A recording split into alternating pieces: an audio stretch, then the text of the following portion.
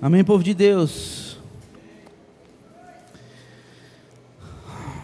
Jesus é maravilhoso. Quem nos visita essa tarde, levante sua mão assim só para mim poder te ver. Seja bem-vindo em nome de Jesus. Sejam bem-vindos, sejam bem-vindos, sejam todos bem-vindos em nome de Jesus. Se sinta abraçado nesse lugar, se sinta amado. Se alguém não chegou perto de você ainda para te dar um abraço e dizer que você é bem-vindo, eu quero te abraçar daqui. Seja bem-vindo e se sinta em casa. Você está em casa, tá bom? Em nome do Senhor Jesus. Eu quero entrar numa história com vocês. Você que nos assiste aí pelo YouTube, sejam todos muito bem-vindos a essa mensagem, a essa igreja. Vocês estão em casa, para a glória do Senhor Jesus. Um título para essa mensagem, para cada um de nós podermos acompanhar, é o poder do perdão. Você que é líder, anote, pastor, líder.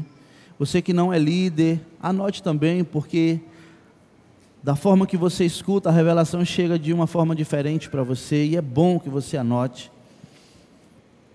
E eu quero hoje falar sobre, e estar relembrando com vocês um tema muito familiar para todos nós como igreja, como cristãos. Algumas partes da vida de José do Egito, e trazendo também para as nossas vidas o que essa passagem do Velho Testamento tem a nos mostrar, tem a nos ensinar, tem a nos trazer como uma visão para as nossas vidas, tem como trazer algo para trazer um abrir de olhos aos nossos corações nesse tempo, porque eu creio no nome de Jesus que nós estamos sendo guiados pelo Espírito de Deus, e nós não vamos sair daqui da mesma forma que nós entramos. Amém, glória a Deus. Mas antes de entrar nessa mensagem sobre o perdão, eu quero contar uma historinha para vocês. Eu gosto de histórias, a maioria besta, mas são histórias. Eu ouvi uma história de uma irmã falando sobre e eu queria contar para vocês. Quem aqui tem sogra aqui? Levante a mão. Quem não gosta da sua sogra, não levante, porque senão pode criar um problema aqui. Levanta não, misericórdia. Se tua mulher estiver perto, então, aí que você não pode levantar. E se a sogra estiver perto, aí que piora. Mas eu queria contar uma história para vocês, rapidamente, para nós entrarmos na mensagem, de uma mulher que ela não gostava da sogra dela. Isso é normal, né, irmãos? Mulher para gostar da sogra é uma luta. E ela queria, ela passou um tempo e ela, por causa de algumas palavras de sua sogra, ela ficou com raiva da sogra e não perdoou mais a sogra por conta disso. E a falta de perdão fez com que dia após dia essa raiva aumentasse, porque a falta de perdão faz isso. Quando você não perdoa, dia após dia, em vez de melhorar, é como se fosse um câncer. Ela vai tomando conta do seu corpo e você não tem mais poder e nem controle. Você só quer odiar mais e mais ainda. E ela chegou a um ponto que não aguentava mais a sogra dela e falou: eu vou mandar matar minha sogra. E ela chega, tinha um homem sábio naquela região, e ela foi conversar com esse sábio. Ela falou: seu sábio, como é que eu faço para matar minha sogra? Mas também eu quero que seja algo que eu não vá presa. Ele falou: posso fazer isso por você. Ela falou: pois eu pago qualquer coisa e tal. Ele falou: você vai dar esse pozinho para ela, no café da manhã, no almoço e na janta. Todo dia, no café da manhã, no almoço e na janta, você vai entregar, botar no copo dela de suco, na comida, e ela vai morrer como se fosse um infarto. Ninguém vai perceber. E você não vai ser presa. Só que tem um porém: para que as pessoas não percebam que foi você tem que tomar café com ela, almoçar e jantar. Ela falou: sem problema. Quanto tempo? Com um mês ela dá um infarto. Ela falou: beleza. E começou, deu o pozinho no café da manhã. Ela sentou, começou a conversar com a sogra dela. A sogra dela dava um vacilo, ela botava um pozinho. A sogra bebia. No almoço, passaram horas conversando e ela botava um pozinho e a sogra comia. Isso foi passado um tempo, todo dia ela tinha um tempo de mesa com sua sogra, no café da manhã, no almoço e na janta. Quando estourou quase os 30 dias, ela se desesperou. Ela voltou no sábio e falou: sábio, ele o que foi? Me ajude. Ele o que é, moça? Não, eu quero um remédio para curar minha sogra. Por quê? Porque agora eu conheço minha sogra e eu me apaixonei por ela. Ele falou: mas você não queria matar ela? Eu queria, mas é porque eu não sabia o sentimento da minha sogra. Mas esse tempo, conversando com ela todos os dias, dando tempo para mim e para ela, nesse tempo de mesa, eu pude ver que aquilo que ela fez por mim foi para querer o meu bem, não querer o meu mal. E hoje eu amo minha sogra, e eu queria que o Senhor me desse outro remédio, ligeiro, porque senão ela vai morrer. Ele falou: não, filha, eu não te dei um veneno, eu te dei um suplemento vitamínico, porque eu sabia que se você tivesse um tempo com ela, se você desse uma chance para ela, se você tivesse um tempo de mesa com ela, e pudesse entender as motivações que a sua sogra teve para fazer isso, você ia entender que tua sogra não era má. E é isso que é tão forte no povo de Deus. Muitos de nós temos vivido sem dar chances e oportunidades para alguém, por conta de uma falha, por conta de um erro, por conta de uma palavra mal colocada. Nós abrimos mão de uma amizade, abrimos mão de um amor, abrimos mão de um relacionamento. E o que nós precisamos mesmo é só sentar e dar uma oportunidade para fazer a outra pessoa ser ouvida, ou talvez até te explicar o que aconteceu. E nós não estamos dando, nós estamos matando as pessoas em nosso coração e não estamos dando oportunidade para que essas pessoas possam ter vida junto conosco. E sabe o que isso acontece? Nós caminhamos como igreja, dentro de uma igreja, e não somos igreja. Porque igreja, irmãos, é estar juntos. Nós somos uma grande família de Deus. Tem pessoas aqui, irmãos, que quando vê um irmão indo pelo corredor ali, ele vem pelo outro para não se encontrar, por causa de uma besteira. Mas você não dá oportunidade para que essa pessoa se explique. E eu digo mais, tem pessoas aqui que não sabem que você tem raiva dela. Imagine, a pessoa até fala contigo, só que você está com tanta raiva dela e ela não sabe que você tem raiva dela, porque você não deixa ela saber disso. Assim somos nós hoje como igreja. Aquela mulher, ela foi enganada para o bem, e hoje Deus quer abrir nossos olhos para que nós possamos entender que todos precisam de uma nova chance. Amém? Você entendeu minha historinha? O poder do perdão, ele muda histórias e muda vidas. Aquele que não perdoa, ele não tem oportunidade de viver. Jesus diz: se você não perdoa, eu não posso te perdoar. Olha, então vamos aqui, abra sua Bíblia em Gênesis capítulo 37. Eu quero contar um pouquinho dessa história, para a gente poder entrar na mensagem, fazer uma pequena introdução aqui, para a gente poder chegar onde a gente quer. Fica esses 35 minutos comigo. Abra sua Bíblia. Você que não tem Bíblia, ligue seu celular na Bíblia, é claro. Você que não tem nenhum nem outro, vai estar passando aqui no telão sempre que possível. Falar em abrir sua Bíblia. Eu tenho aqui uma Bíblia.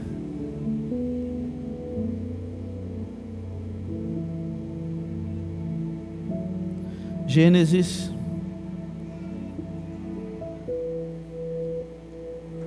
Gênesis 37, a partir do versículo 1.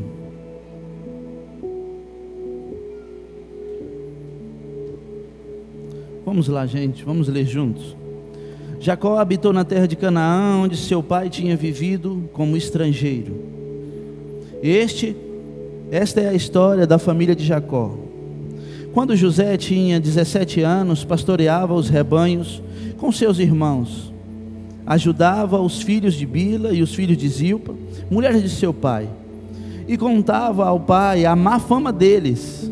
Ora, Israel gostava mais de José do que de qualquer outro filho, porque ele havia nascido em sua velhice. Por isso mandou fazer para ele uma túnica longa. E quando seus irmãos viram que o pai gostava mais dele do que qualquer outro filho, odiaram-no e não conseguiram falar com ele amigavelmente. Certa vez, José teve um sonho, e quando o contou aos seus irmãos, eles passaram a odiá-lo ainda mais. Ouça um sonho que tive, disse-lhe. Estávamos amarrando os feixes de trigo no campo, quando o meu feixe se levantou e ficou em pé, e os seus feixes se ajuntaram ao redor do meu e se curvaram diante dele. Seus irmãos lhe disseram: então você vai reinar sobre nós? Quer dizer que você vai nos governar? E o odiaram ainda mais, por causa do sonho e do que tinha dito. Versículo 9. Depois teve outro sonho e contou aos seus irmãos: tive outro sonho, e desta vez o sol e a lua e as 11 estrelas se curvavam diante de mim. Quando o contou ao pai e aos irmãos, o pai o repreendeu e lhe disse: que o Senhor, que sonho foi esse que você teve? Será que eu, sua mãe e seus irmãos viremos a nos curvar até o chão diante de você? Assim seus irmãos tiveram ciúme dele. O pai, no entanto, refletia naquilo. Amém? Curve a sua cabeça mais um pouquinho.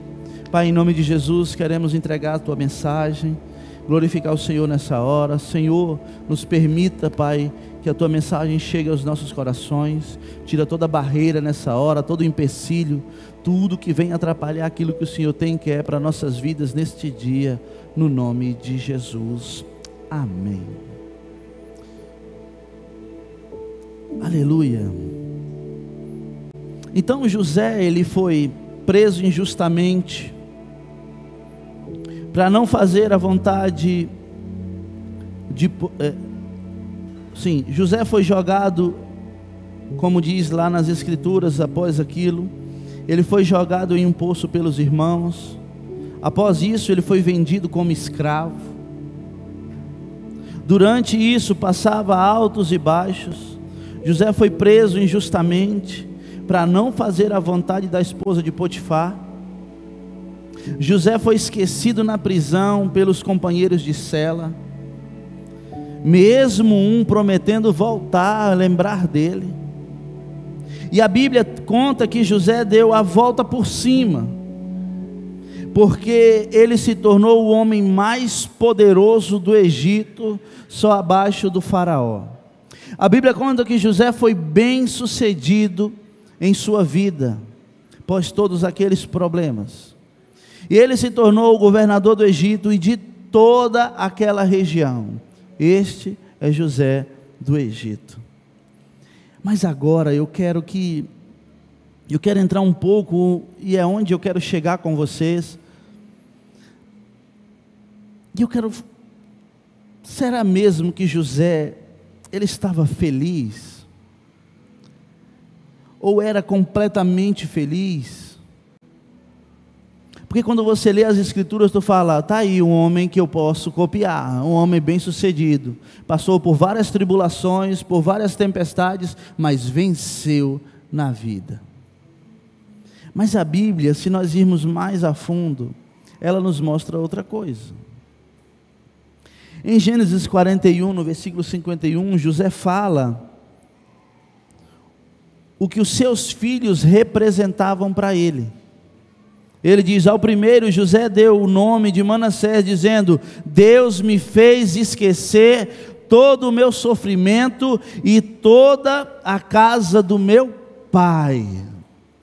Ele está dizendo: eu não tenho mais sofrimentos, eu venci na vida, eu sou próspero, rico, eu sou poderoso, tenho 2 filhos, tenho esposa, eu sou completamente realizado.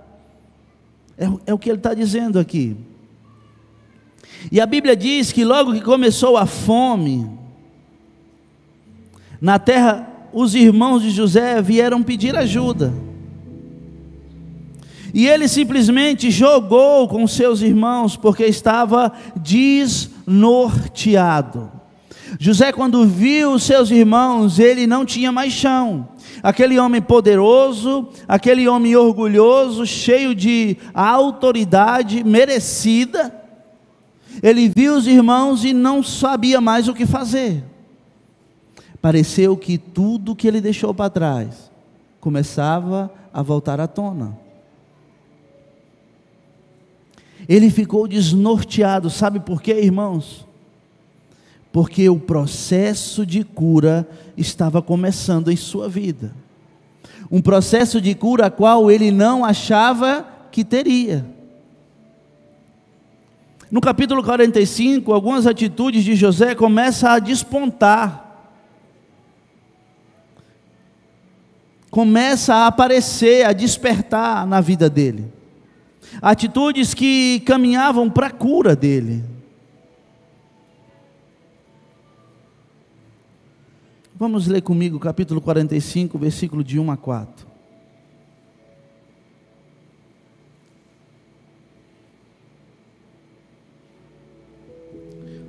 A essa altura, José não podia mais conter-se diante de todos que ali estavam e gritou: façam sair a todos. Assim ninguém mais estava presente quando José se revelou a seus irmãos. E ele se pôs a chorar tão alto que os egípcios o ouviram.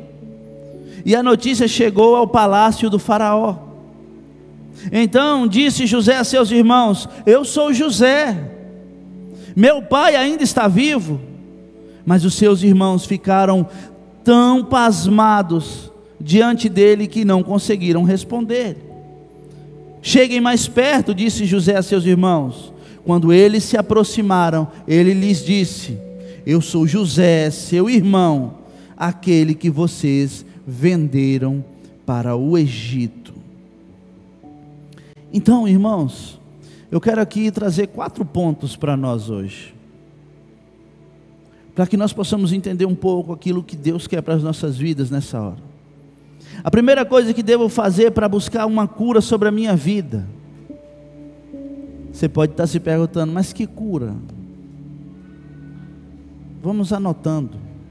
Primeira coisa, eu preciso abrir o meu coração completamente.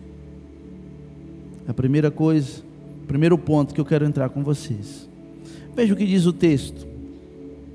Então José não se podendo conter diante de todos os que estavam com ele, ele bradou, ele gritou em alta voz. Nesse ponto, irmãos, José, ele decidiu abrir o coração e contar tudo, toda a verdade. Muitas vezes nós temos um coração tão fechado e não temos coragem de abrir nosso coração para ninguém, por conta de lutas, por conta de dores, feridas, e nós guardamos essas dores para nós. E quando eu guardo a dor, esse problema, essa ferida só para mim, irmãos, e eu não compartilho, eu nunca serei curado.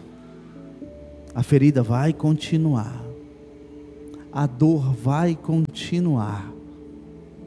E José, ele decidiu abrir o coração e contar toda a verdade. Chega, irmãos, de que nós possamos viver com essas dores. O grande problema da igreja de Jesus é que nós, muitas vezes, temos vindo para a igreja, nos revestido de uma capa, nos revestido de uma felicidade que não existe, e temos olhado para as pessoas e falado: nossa, meu dia foi maravilhoso, minha vida foi incrível, a minha semana foi extraordinária. Mas na realidade, quando você está em casa, você tem um momento de choro, de tristeza e de dores. Mas aí vai o pastor Lucas e diz: meu filho, como é que você está? Aí ele fala: estou muito bem, pastor. Meu filho, como é que você está mesmo? Pastor, estou bem demais. Você está doido? Pensa num trem bom. Mas quando você conhece uma ovelha, você chega perto e fala: ei, eu te conheço, como é que você está? Oh, pastor, eu não estou bem, eu estou precisando de ajuda. Mas o grande desafio nosso é que nós nos escondemos de trás de uma capa, de uma proteção, para que não venham a mexer naquilo que nós não queremos que mexa. Mas eu quero dizer para você que se não for mexido, não vai ser curado. E nós precisamos deixar de dissimulação, irmãos. Nós precisamos deixar de ser muitas vezes dissimulado em assuntos que você está pedindo ajuda por dentro e não quer que as pessoas saibam. Dissimulação, irmãos, é não expressar suas verdadeiras intenções e seus sentimentos. É você, lá fora você está chorando e aqui dentro você quer sorrir. E é justamente ao contrário, irmãos, você precisa chorar aqui dentro, para lá fora você poder sorrir. Aqui dentro é o lugar, irmãos, de você verdadeiramente se jogar na presença de Deus.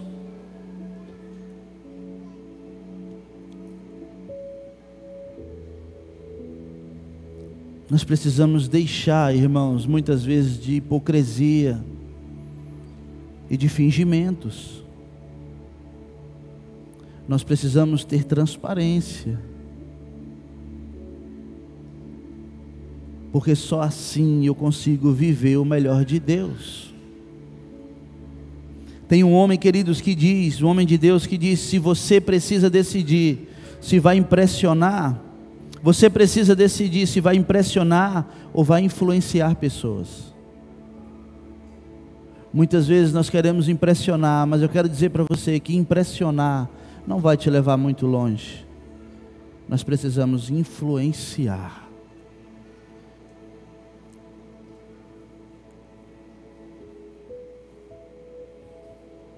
Você precisa decidir se quer que as pessoas te reconheçam de uma forma que você não é, ou quer que as pessoas te conheçam de verdade. Influenciar é melhor do que impressionar. As multidões são impressionadas pela imagem, mas você pode influenciar as pessoas tirando a máscara, irmãos. Sendo verdadeiro e admitindo as falhas e os seus fracassos. A grande questão aqui, mas pastor, e o que as pessoas vão dizer? O que elas vão achar de mim? Ei, não importa o que as pessoas vão achar, querido. O que importa é que eu estou sendo verdadeiro diante do Senhor. As minhas falhas não determinam o homem de Deus que eu sou.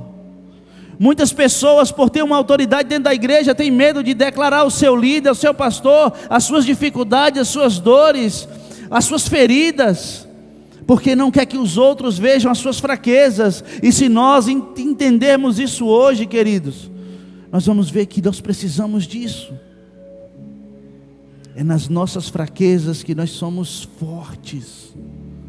É nas nossas fraquezas que Jesus nos faz fortes. É quando somos fracos que somos fortes em Cristo Jesus. Mas nós continuamos a decidir que as pessoas não podem ver as minhas feridas. José, antes do grito de liberdade, ele falava com seus irmãos em egípcio, com um intérprete para que eles não reconhecessem. E após a conversa dele, ele começou a falar em sua língua natal, que os irmãos entendiam. O filho ferido começou a se abrir aos que o tinham vendido para o Egito. A cura começou a chegar. E o que ele diz? Ele diz: eu sou José, sou aquele que vocês venderam para o Egito. Ele abriu o coração. Irmãos, todo o processo de restauração da alma se dá quando decidimos abrir o coração para alguém. Todo o processo de restauração da alma se dá quando decidimos abrir o nosso coração para alguém. nunca vamos ser curados, tratados, se nós guardarmos para nós. Deus colocou pessoas em nossas vidas. Deus colocou homens e mulheres de Deus para cuidar de nós. Porque muitas vezes você fala, não, mas eu confesso para Deus. Irmãos, não apenas para Deus, mas com um dos seus representantes, seus líderes, pastores, seus amigos. Nós confessamos para Deus para quê, irmãos? Para sermos perdoados. E para os homens, para quê, irmãos? Para sermos curados. Deus já deixou escrito para nós. Enquanto estivermos fechados a isso, poucas coisas poderão ser feitas para a nossa cura. Escute, enquanto nós estivermos fechados para isso, para essa verdade, poucas coisas poderão ser feitas para a nossa cura. Escute uma coisa, você não consegue acelerar o processo de Deus na sua vida, mas você consegue atrasá-lo, viu? O processo de Deus da sua vida, você não tem poder, forças para adiantar ele, mas atrasar você tem. Quando eu decido não abrir o meu coração, quando eu decido não gerar dentro de mim esse perdão, eu estou atrasando o processo de Deus na minha vida. Eu estou atrasando as promessas de Deus na minha vida. Depende de mim. É preciso abrir o coração e falar, irmãos. O falar traz cura. E nós aqui como Igreja Nova Aliança, nós aprendemos isso, nós precisamos falar. Um crente bom é aquele que fala, é aquele que abre a sua boca, aquele que não tem vergonha. Tiago 5,16, põe aí meu filho para a gente ler. Portanto, confesse os seus pecados uns aos outros, e orem uns pelos outros para serem, a oração de um justo é poderosa e eficaz. A palavra de Deus nos ensina, nos dá uma chave, para que essa ferida que está aí guardada dentro de você, possa ser arrancada de você hoje. Jesus nos ensina. Aleluia. Então a primeira coisa é abrir o coração completamente. Para mim saber que você está aqui comigo, vamos repetir comigo: abrir o coração completamente. Diga para a pessoa que está do teu lado aí: abrir o coração completamente. É a primeira coisa, não esqueça. Segundo ponto que eu quero entrar nessa hora com você: expressar sem reservas os nossos sentimentos. Diz o texto, na hora do encontro de José com seus irmãos, que ele levantou a voz em choro, de maneira que os egípcios o ouviram e também a casa de Faraó. Após abrir o coração e tomar a decisão de revelar aos seus irmãos, José agora expressou com intensidade toda a dor que estava presente dentro dele. Ele abriu, rasgou-se na frente dos seus irmãos, a qual ele não achava que ia ver de novo, problema e dores e traumas a qual ele não acreditava que tinha. E olha o que ele tinha dito em Gênesis 41:51: Deus me fez esquecer de todos os meus sofrimentos. Imagine, olha o que ele disse antes de ver os irmãos: eu sou muito resolvido Ele deve ter ficado muito surpreso quando ele viu aquela situação, com o estado da sua alma ferida. Ele deve ter ficado surpreso quando ele sentiu a dor que ele achava que não tinha.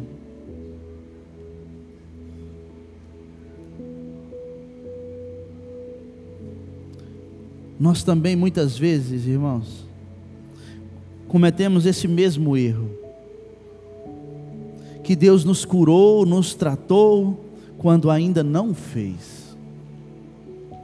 Muitas vezes nós abrimos a boca e falamos para uns e outros: eu estou curado, Deus me curou, Deus me tratou, Deus curou minha alma, Deus resolveu o meu problema, mas é pura conversa.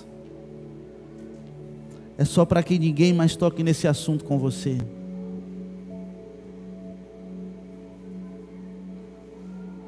É mais cômodo dizer que Deus fez o milagre, quando de fato o que queremos é não mexer em coisas que nos machucaram.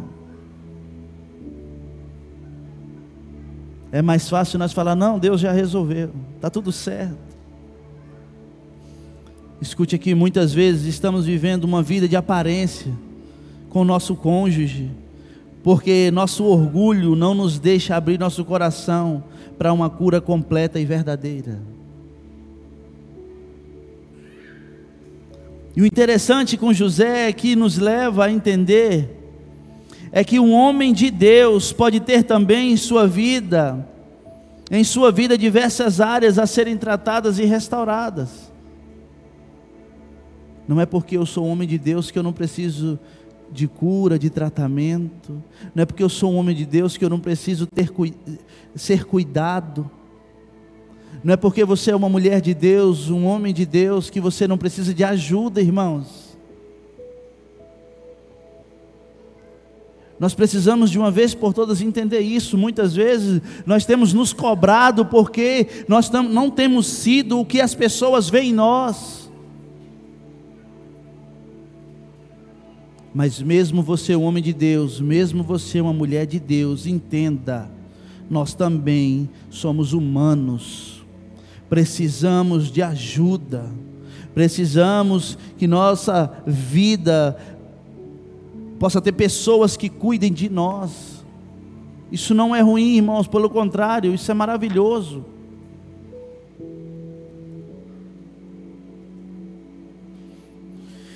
Escute aqui, igreja. Nem sempre estar cheio do Espírito equivale a estar saudável na alma.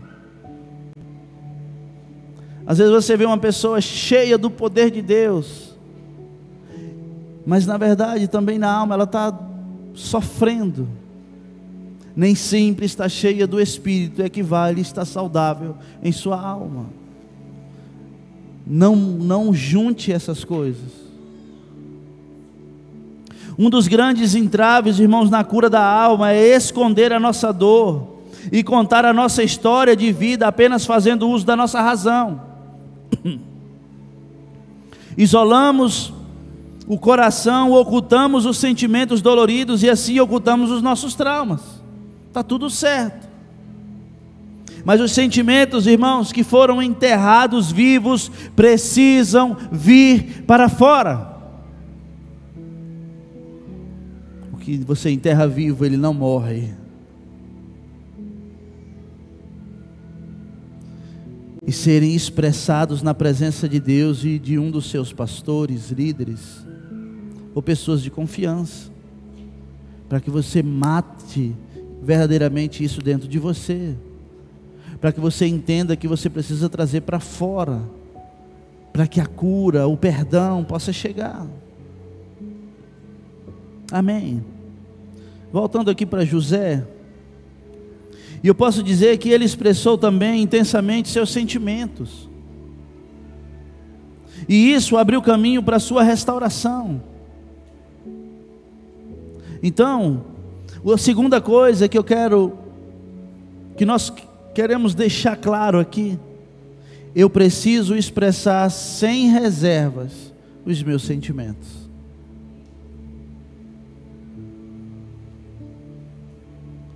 É sem reservas, irmãos. Você não pode falar, você precisa ser curado de 5 coisas. Você fala 4, você acha que você vai sair curado?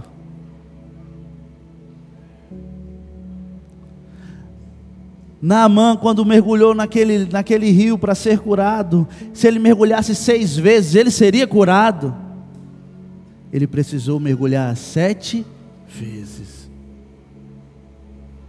Nós precisamos, irmãos, nos expressar sem reservas. Quando você for falar, fale. Tire de dentro de você. Tem pessoas aqui andando corcunda de tanto peso que carrega sozinho. E tem pessoas que podem te ajudar. Terceira coisa, terceiro ponto. Eu preciso dar nome à minha dor. Diga comigo, dá nome à minha dor.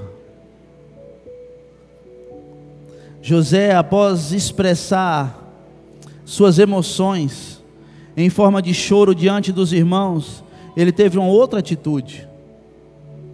Ele disse, ao pedir que se aproximassem dele, em 45:4, eu sou José, vosso irmão, a quem vendestes para o Egito. Muitos de nós, para não sofrer mais, temos deixado para lá coisas que precisam ser trago à tona com seus respectivos nomes. Porque quando não damos nome às nossas feridas, também não as tratamos. Nós temos uma mania de dizer, não, desculpe aí por qualquer coisa. Olha que bonito, né? Você faltou matar o irmão e falar, irmão, desculpa aí por qualquer coisa. E você ainda sai achando que resolveu. José entendeu que ele precisava dar nome à sua dor.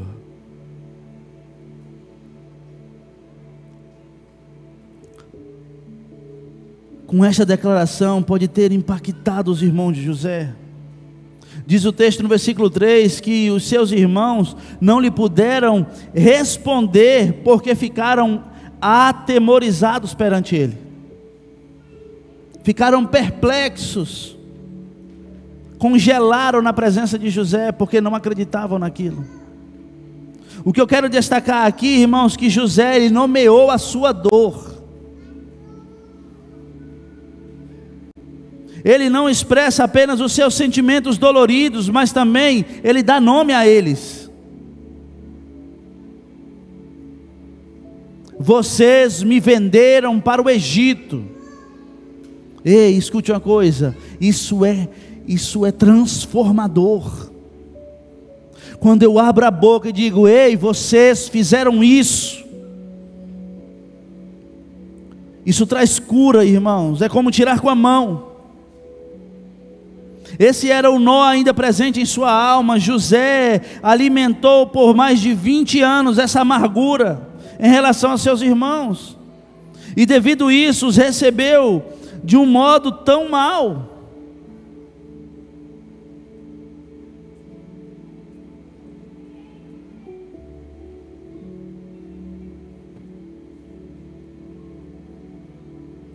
Existem famílias aqui hoje, marido e mulher,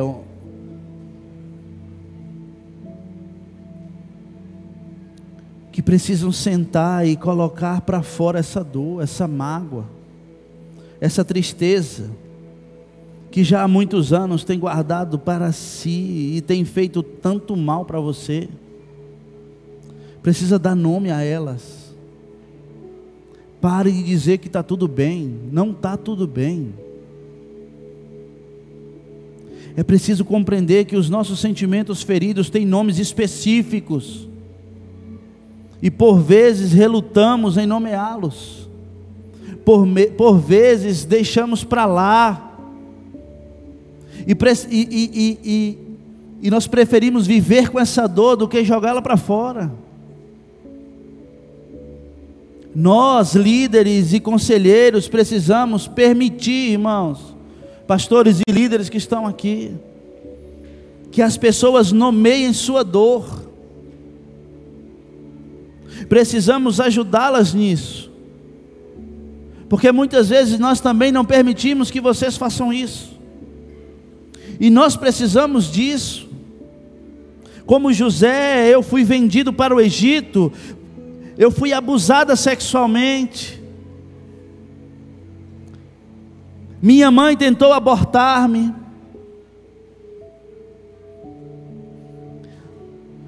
meu marido me trocou por uma outra mulher. Nomeie a sua dor, irmãos. Minha mulher me traiu e eu não consigo perdoar ela. Nomeie sua dor. Perdi o meu filho e nunca aceitei isso. Como é o nome da sua dor? Estou revoltado com Deus por ter permitido que isso acontecesse em minha vida. Quantas vezes eu já não ouvi isso? Coloca nome.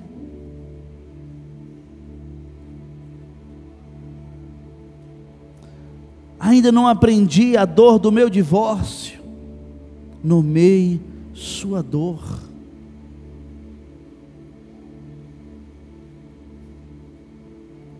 Cada dor, irmãos, tem um nome que precisa ser expressado. Cada dorzinha tem um nome, e você precisa expressar ela. Amém? Amém ou não amém? Você está entendendo o que eu estou dizendo para você?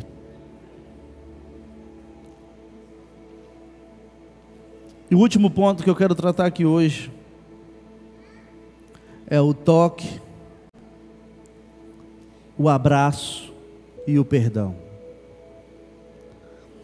José abriu seu coração, ele revelou-se aos seus irmãos, expressou os seus sentimentos e deu nome à sua dor. Veja agora o que diz os versículos 14 e 15 do capítulo 45. Põe aí, filho, por favor. Versículos 14 e 15 do capítulo 45. Então, ele se lançou chorando sobre Benjamim, o seu irmão, e o abraçou. Benjamim também o abraçou chorando. Em seguida, beijou todos os seus irmãos e chorou com eles. Só depois os seus irmãos conseguiram conversar com ele. Capítulo 46, versículo 29, põe aí. Com a carruagem pronta, foi a Gósen, a fim de encontrar-se com Israel, seu pai. Assim que o viu, lançou-se ao seu encontro e, abraçado a ele, chorou longamente. Ei, você consegue ver o choro desse homem? A alegria de poder abraçar e beijar os seus irmãos, que ele acreditava que estava completamente resolvido o seu problema. Quanto choro, dor e saudade José guardou durante 22 anos. Quantas dores, choros e saudades vocês têm guardado por 1, 2, 5, 10 anos e não conseguem se expressar diante de Deus, porque tem guardado essas feridas somente para você. Mas agora tudo tinha vindo à tona, e Deus estava cuidando de curar a sua alma e também de toda a sua família. Sabe o que isso significa, irmãos?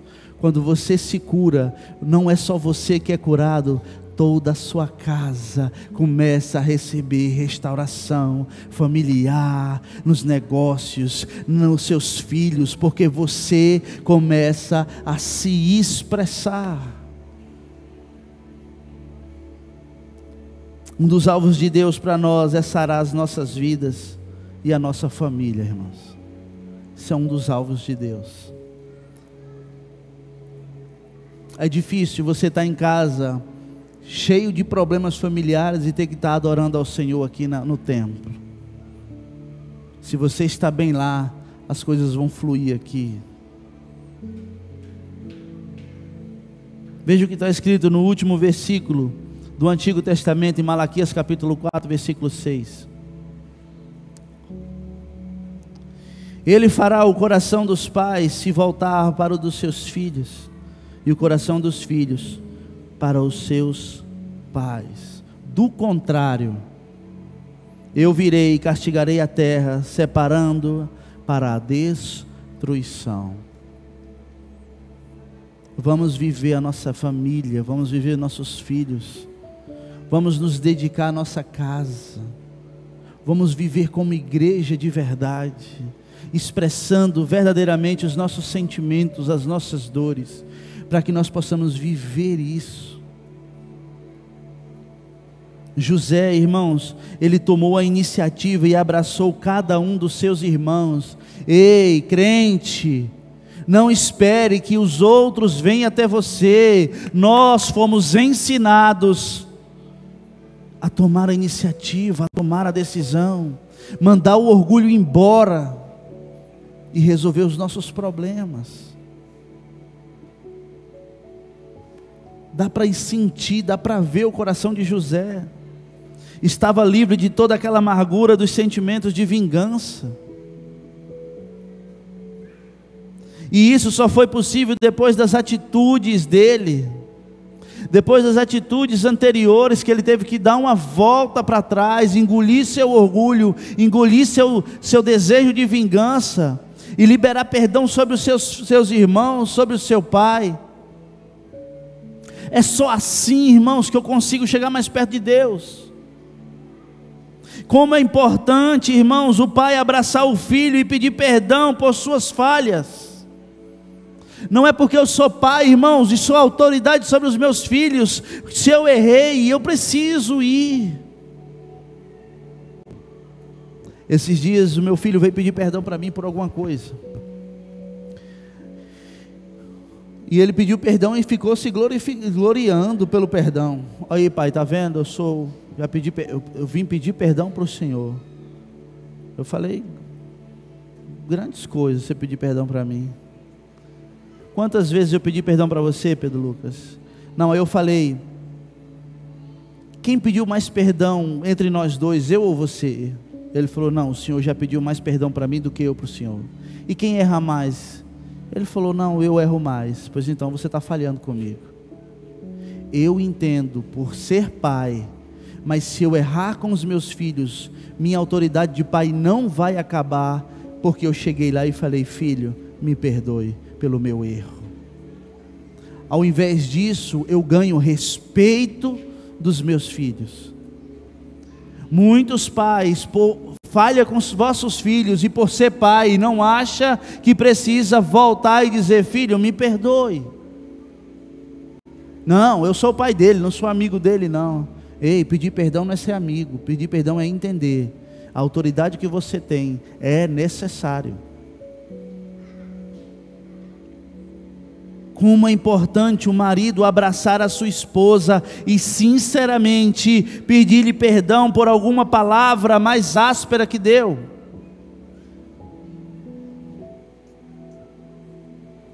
Ou por coisas piores.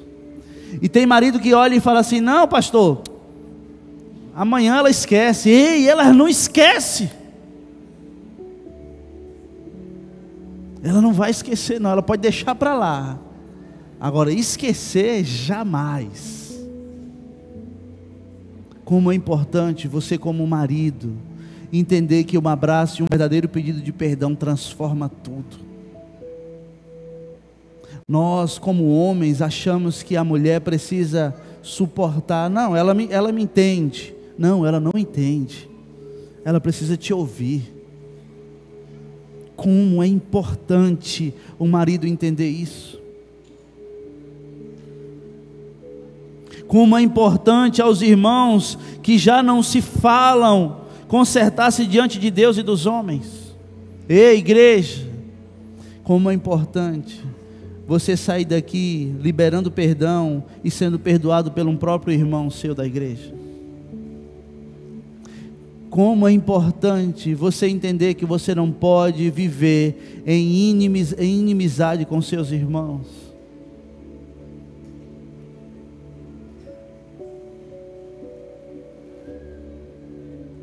É isso. Deus nos deu a chave para a nossa alegria. É poder tomar iniciativa e poder viver verdadeiramente o que Cristo nos ensina todos os dias. Nós precisamos nos sacrificar, nós precisamos nos humilhar, para que nós possamos chegar à nossa cura verdadeira da nossa alma, das nossas feridas. Amém.